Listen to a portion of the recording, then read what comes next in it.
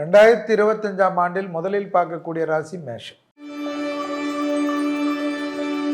கண்டிப்பாக பிள்ளையாரை வழிபடுவது, பிள்ளையார்பட்டி, திருச்செந்தூர் குரு வழிபாடு. பாதம், முதுகு, கழுத்து, சுளுக்கு, முட்டு வலி, பாத வலி கவனம். எக்ஸசைஸ் செய்யலைன்னா இந்த 2025ஆம் ஆண்டு மேஷம் 7.5 சனிக்குள்ளே வரீங்க. தொழிலிலேயோ உத்தியோகத்திலேயோ வியாபாரத்திலேயோ சுபகாரியத்திலேயோ குறையே இருக்காது.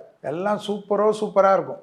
நான் ரொம்ப பிஸின்னு மேஷ ராசிக்காரங்க 4 நாள் எக்ஸசைஸ் பண்ணுவாங்க, 5 நாள் விட்டுருவாங்க. ஒரு வருஷத்துக்கு ஜிம்முக்கு பணம் கட்டினாங்கன்னா ஜிம்முக்காரனுக்கு யோகம். எதுலேயுமே கரெக்டாகவே இருக்க மாட்டீங்க. ஆனால் மற்றவங்களுக்கு கரெக்டாக எல்லாத்தையும் சொல்லிக்கினே இருப்பீங்க. இதுதான் உங்ககிட்ட இருக்கிற குறை. ஏதாவது ஒரு மன அழுத்தம் எப்பவுமே வச்சுட்டு இருப்பீங்க. எல்லாமே இருக்கும், தலைமுறைக்கு சொத்து இருக்கும், ஆனால் பயப்படுவீங்க. ஜாலியாக இந்த உலகத்தில் பிறந்திருக்கோம், இந்த நாளில் எப்படி இருக்கும், நாளைக்கு என்னமா நடக்கட்டும், ஹாப்பியாக இருங்க. அவ்வளோ பெரிய நட்பு வட்டாரத்தை வச்சுருப்பீங்க. ஆனால் இந்த வாட்டி குடும்பத்துக்காக நிறைய ஒதுக்கணும் நேரத்தை.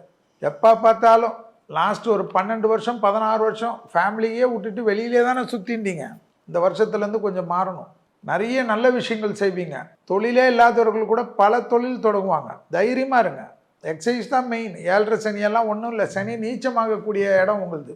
எக்ஸசைஸ் பண்ணிங்கன்னா நல்லாயிருக்கும். கோபப்படுறது சனி இல்லை, கத்துறது வேணவே வேணாம். வண்டியில் வித்தை காட்டுறது, கடைசி நேரத்தில் கிளம்பி அவசரமாக ஓடுறது, இதெல்லாம் விட்டுருங்க.